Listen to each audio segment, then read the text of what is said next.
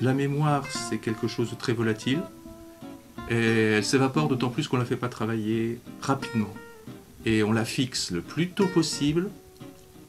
Bon, là, c'est les vieux conseils habituels. Si on vit le cours plutôt que de le suivre, ben, on l'a quasiment intégré. Si on le relit le soir même, on réactive cette fine couche de mémoire, finalement on la solidifie, on la cristallise, et si on la sollicite plusieurs fois, l'option oubli finalement s'efface, au lieu que ce soit la connaissance qui s'efface.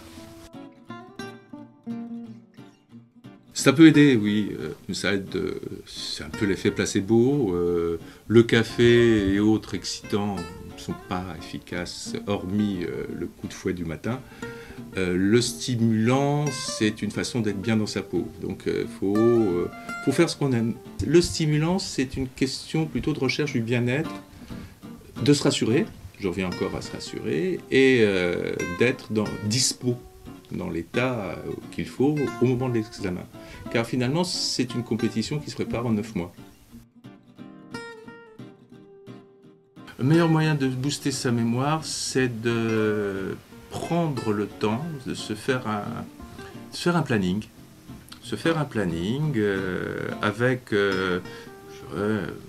des phases qui sont bien décrites, vous voyez, comme un planning ici, qui nécessairement ne sera peut-être pas suivi, mais qui permet d'envisager toute la tâche à faire et de se dire, oui, bon, je l'ai fait plus ou moins, j'ai respecté les consignes.